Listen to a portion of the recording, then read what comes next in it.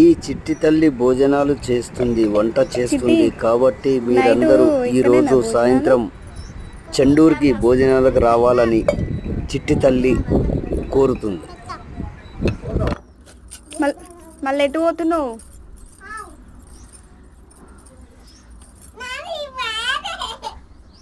మసిగుడ్డ కాలుతుంది కాదు, కాలుతుంది. సుర్రు అంటుంది. కాలుతలే నీకు?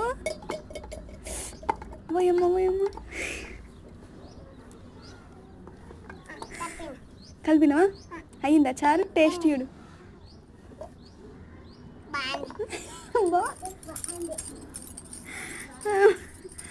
మరి ఇక్కడ పోతున్నావు?